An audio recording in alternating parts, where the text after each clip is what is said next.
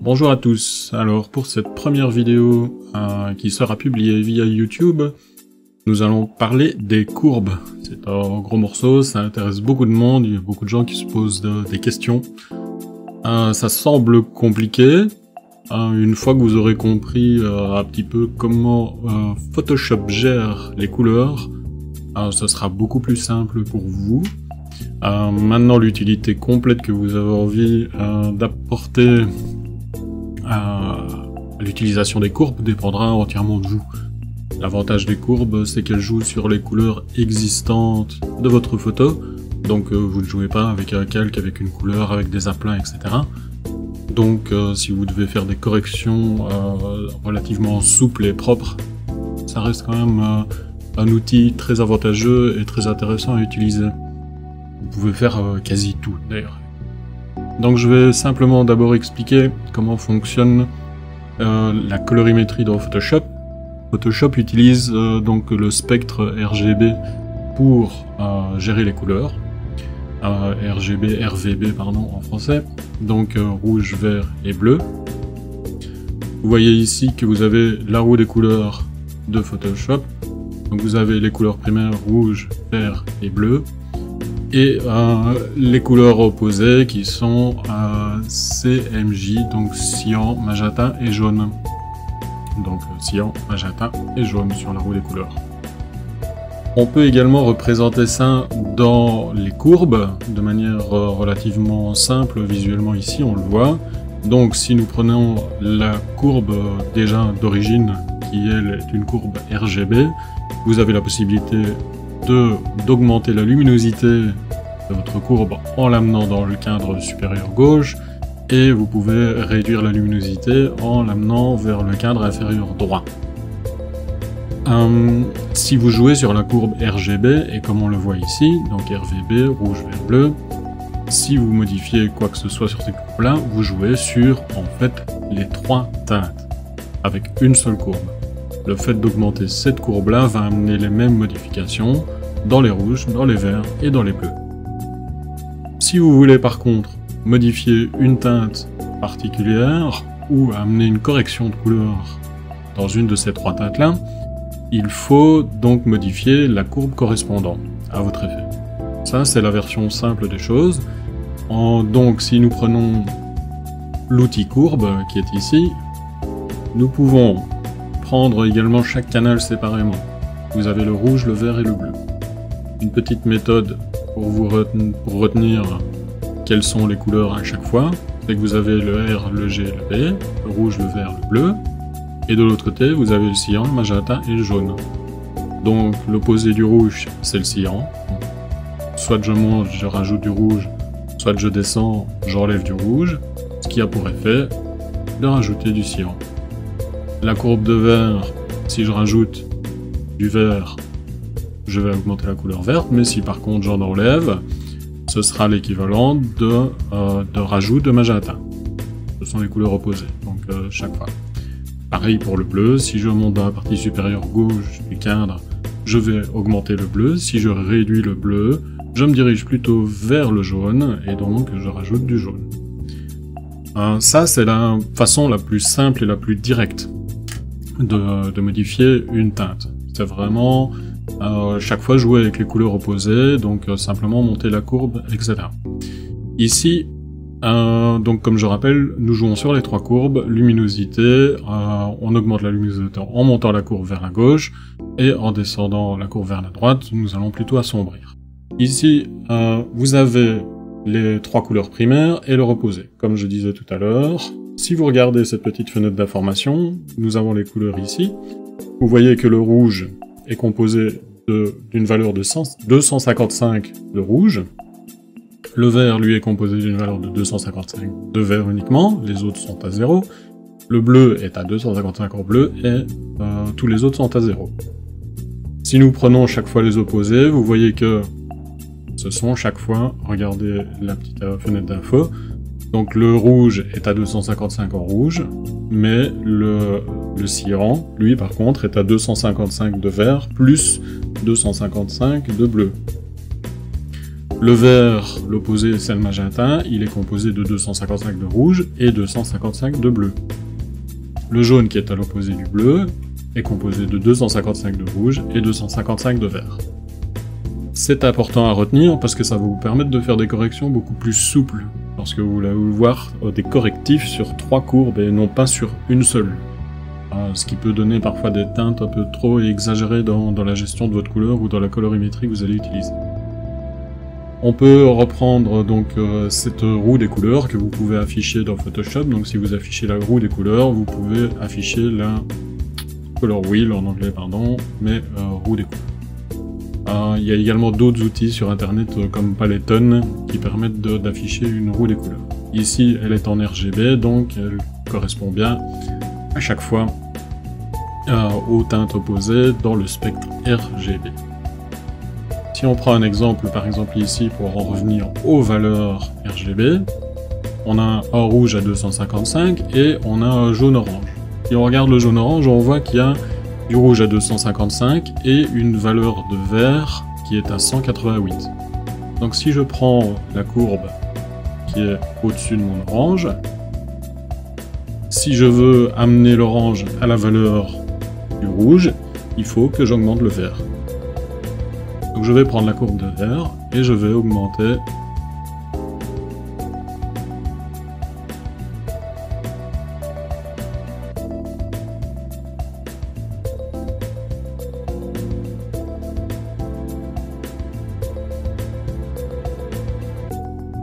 alors ici nous avons par exemple un petit exemple ici, nous avons donc 3 couleurs un peu prise pas au hasard, mais ici nous avons un rouge primaire, 255. Ici nous avons un rouge, un vert, le rouge est à 255 et le vert est à 188. Pour rejoindre cette couleur-là, il faut donc soustraire du vert. Donc si je prends la courbe de vert, je soustrais, et vous voyez qu'on commence à se rapprocher de la teinte. Tendre vers l'orange, l'exemple sera plus intéressant pour vous. Donc on va partir du cyan vers le rouge. Donc il nous faut beaucoup de rouge, du vert et pas de bleu. Donc il nous faut plus de rouge. Là, pardon. Beaucoup de rouge, du vert et pas de bleu.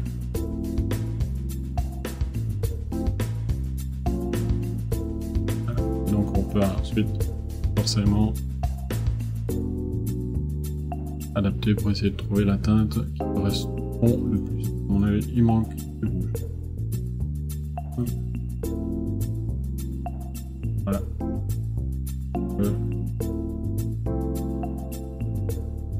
Voilà. Donc vous voyez ici, on a joué en fait sur les 3 courbes pour obtenir une teinte qui se rapproche, et vous voyez qu'on est parti dans des extrêmes. C'est bien pour montrer que pour obtenir une couleur, il faut modifier les teintes des 2 autres canaux. Donc il n'y a pas uniquement un seul, ce qui est largement insuffisant pour obtenir une correspondance des couleurs. Si on part d'un cadre gris neutre, par exemple, qui est à une valeur de 128, on va montrer, 128, 128, 128 dans les 3 teintes. Admettons que nous avions envie d'une couleur relativement orangée, admettons celle-ci. Pour obtenir une valeur orangée, il nous faut du rouge et du jaune. Le jaune qui est à l'opposé du bleu. Donc il nous faut du rouge, à partir d'une valeur un peu arbitraire. Il nous faut du jaune, qui est là, pour obtenir cette couleur intermédiaire. La manière d'obtenir du jaune, pour mélanger à l'orange, c'est de soustraire du bleu. On a une couleur un petit peu... On va rajouter également un petit peu de vert. On a une couleur un petit peu trop saturée. On peut également donc rajouter évidemment un petit peu de luminosité sur un courbe RGB pour jouer sur toutes les valeurs.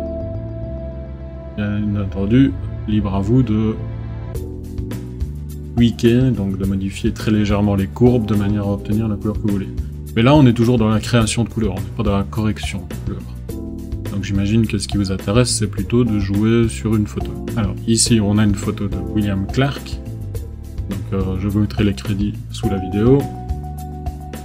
Et admettons que nous avions envie de changer la couleur des yeux, qui sont plutôt dans les bleu-gris. Voilà. Bleu-gris. Hop. On va zoomer. On va plutôt aller chercher juste une référence visuelle pour vous. Même plutôt très gris.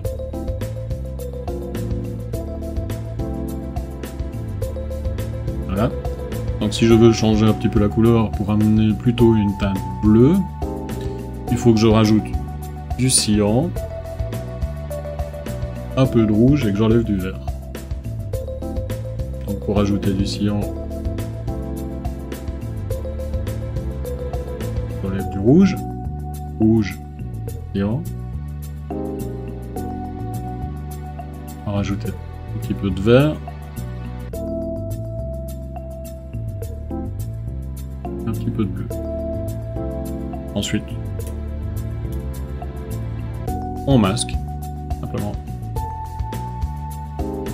Hop là.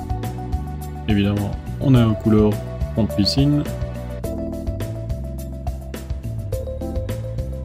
Vous avez deux possibilités, soit de vous modifier les valeurs de vos courbes pour retourner à des valeurs plus subtiles.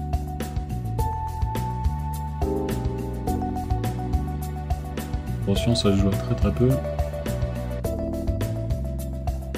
Et bien entendu, réduire également l'opacité de votre courbe. Ensuite, en active, on désactive, et vous voyez qu'on est passé d'un gris à un bleu. Si, un bleu plutôt désiré, qui était plutôt un bleu un peu plus clair. Si vous choisissez la facilité, j'ai remis la courbe à 0, j'ai gardé le masque, que je prends ma courbe de bleu et que je rajoute du bleu, vous voyez qu'on n'a pas un bleu adéquat. On a un bleu qui, comme les teintes sont additives, qui vient se rajouter sur le gris qui était précédent, qui était déjà un petit peu magenta, donc on rajoute du bleu au magenta et on finit par se retrouver avec une teinte intermédiaire qui est ce mauve ici, sur la roue des couleurs. Ce n'est pas ce que vous voulez. En tout cas, j'espère. Donc ça peut être intéressant également pour corriger des petites couleurs dans les yeux. Donc ici, on a par exemple une teinte qui est un peu orangée. On peut très bien faire un masque qui va s'adapter uniquement à une courbe différente. Un masque qui va s'appliquer par exemple uniquement pour le blanc de l'œil. Donc si on veut enlever un petit peu de jaune, on va... Ouais, le blanc de l'œil qui est un petit peu jaune-orange. Sur notre roue des couleurs, on va devoir donc, si on regarde bien, aller plutôt dans cette direction-là. Donc on peut rajouter un petit peu de bleu, qui n'est pas vraiment à l'opposé, donc attention, et ajouter un petit peu de cyan. Pour ajouter un petit peu de cyan, pour enlever un petit peu de rouge,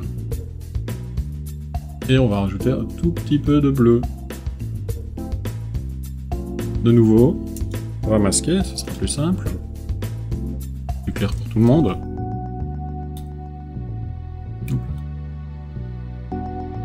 Voilà, il arrive. Et donc vous faites votre masque. Hop, et très rapidement, pardonnerez la qualité. La démonstration évidemment. Je le vois à l'œil nu. Même si mon œil a une petite persistance, j'ai probablement un peu ajouté trop de bleu. Tourne. Et on est parti d'une valeur de 128 en entrée. 10, et 134 en sortie. Si vous voulez, vous pouvez simplement rentrer une valeur numérique. Voilà.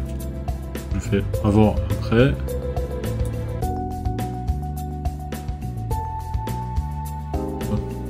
Alt pour révéler le masque. Et donc vous voyez que on a blanchi le blanc de l'œil en utilisant des courbes. peu too much, et mon masque est pas terrible, mais vous pouvez réduire un tout petit peu. N'augmentez pas la luminosité du blanc de votre œil, vous allez obtenir un robot. Admettons que nous ayons envie de modifier par exemple maintenant la teinte des lèvres, on va procéder de la même manière. On va regarder un petit peu dans quelle partie du spectre on se situe. Donc on est plutôt dans un rouge qui est pratiquement très saturé, qui est pratiquement proche de la couleur primaire, pardon. Donc admettons que je veuille un rouge à lèvres plutôt alors vers les magentins, il faut que je rajoute du bleu et un peu de cyan peut-être, donc plutôt du bleu, rajouter du bleu, rajouter du magenta. Pour rajouter du magenta, je vais enlever du vert, restons subtil. Pour rajouter du bleu, je vais faire simplement monter la courbe.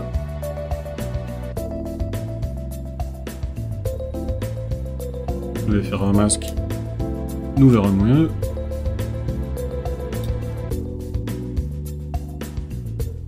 Et voilà. Vous voyez que nous avons de manière brutale, il faut l'avouer.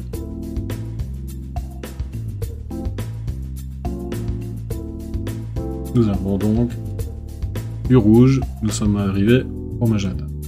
En jouant simplement sur les couleurs additives, donc ajout, soustraction, pour obtenir cette couleur-ci, en partant de cette couleur-là, et en modifiant deux courbes, donc en ajoutant du bleu, et en soustrayant du vert qui est à l'opposé. Soustraire du vert, ajouter du magenta. Le mieux est quand même de jouer sur les deux courbes, plutôt qu'une, comme je vous l'ai montré juste avant avec le carré gris. Bien entendu, jouer avec l'opacité permet d'avoir un résultat un peu plus flatteur. Ne peignez pas par exemple pour ajouter du rouge à lèvres, vous allez avoir un résultat peu naturel, et en plus qui va faire un aplat plus un dessin de bord. Pour la colorimétrie, on va parler un petit peu de ça malgré tout, même si ça commence à devenir un petit peu long et un peu compliqué. Admettons que j'utilise une courbe et que je vais y appliquer une couleur à la teinte entière du modèle. Admettons que je veuille modifier par exemple légèrement la couleur de sa peau. Si je prends la pipette, on va se donner une petite idée de le masque. Donner une petite idée, elle a une couleur plutôt jaune orangé, ce qui est tout à fait normal pour une teinte de peau, plutôt naturelle, plutôt flatteuse, un petit peu dorée, assez jolie. Admettons que pour un effet de style, je veuille une peau peut-être un petit peu moins rouge orangé, mais un petit peu plus doré jaune. Donc il faut que je rajoute du vert, qui est à l'opposé du magenta, et peut-être jouer un petit peu sur la courbe de bleu. Donc on va rajouter simplement un petit peu de vert, et à l'opposé, enlever un tout petit peu de bleu. Maintenant je vais masquer, ce sera plus simple et plus démonstratif. Comme ça, vous verrez directement qu'on est passé d'une teinte de peau voilà, une teinte de peau orangée à une teinte de peau plutôt jaune verte, même un peu trop. Vous faites votre masque, comme ça vous voyez où vous en êtes. Ah, pardonnez la rapidité et la brutalité. Pour la démonstration, je répète.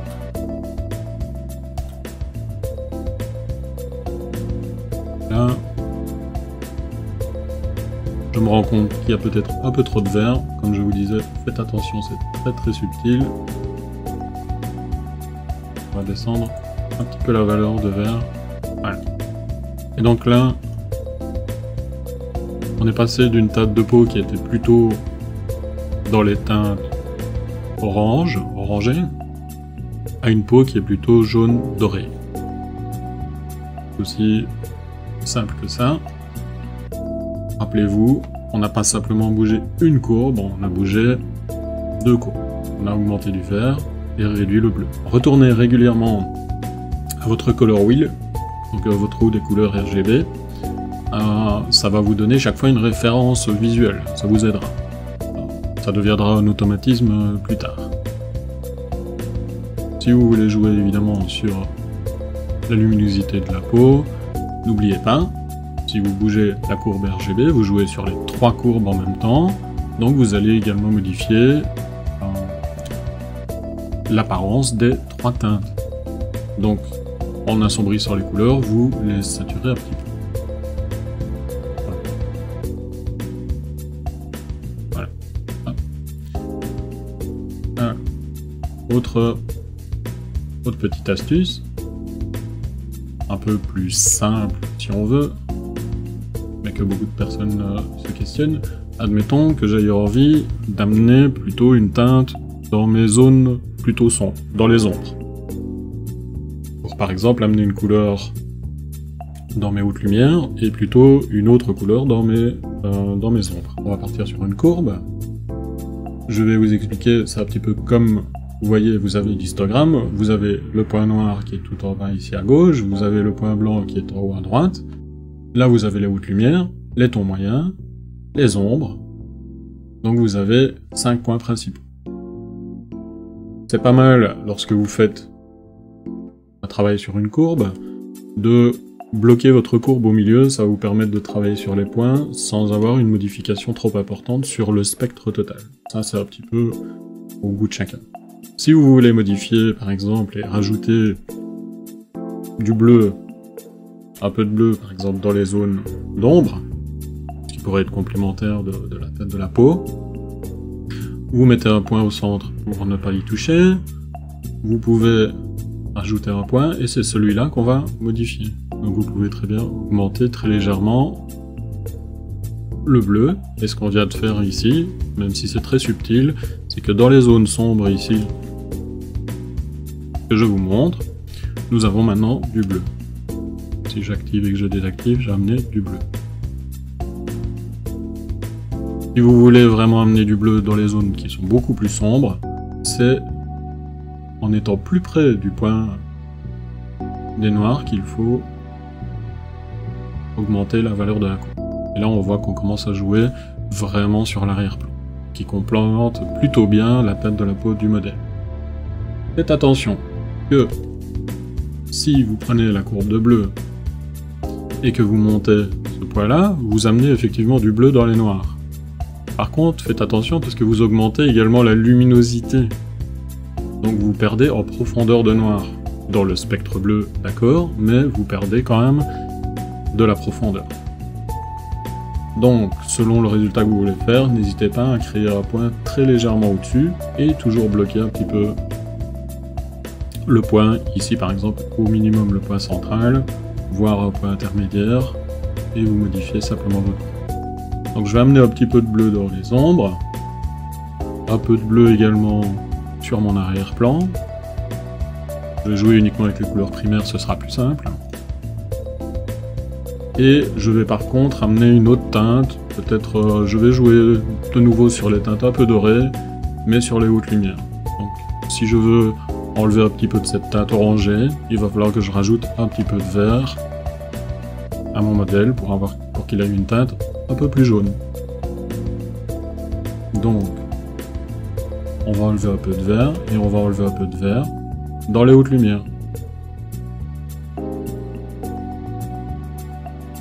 On va enlever un peu de rouge, à nouveau, dans les hautes lumières.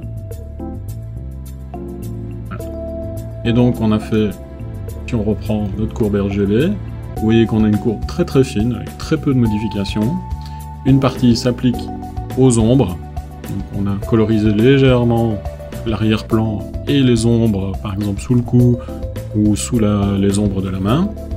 Et on a également ici, dans le haut de notre courbe, dans les hautes lumières, qui s'appliquent principalement à la peau, nous avons, en une seule courbe, modifié la teinte de la photo en entier. Avant, après. Donc on a du bleu. Je trouve que mon bleu dans mes ombres est trop. On a perdu un peu de profondeur. Donc je vais retourner le point au départ. Voilà. On a des couleurs plus complémentaires. Alors, donc ça clôt un petit peu la vidéo d'aujourd'hui. Je ne sais pas depuis combien de temps je suis en train d'enregistrer, mais qui sera déjà assez longue, qui couvre un petit peu les bases, qui démystifie un petit peu, qui explique surtout le fonctionnement des teintes dans Photoshop. À partir des courbes, vous pouvez tout faire. Vous n'êtes pas obligé d'utiliser les courbes en permanence, vous n'êtes pas obligé de les utiliser tout le temps, vous n'êtes même pas obligé de les utiliser du tout. Mais sachez que c'est extrêmement puissant et qu'on peut modifier n'importe quelle teinte, puisque ça fonctionne sur le système RVB de Photoshop. Donc voilà, j'espère que ça a été intéressant pour vous. Je vais vous laisser pour aujourd'hui. Laissez-moi un petit message, j'essaierai d'en faire, et j'essaierai probablement de un peu mieux les préparer pour les prochaines fois. À bientôt!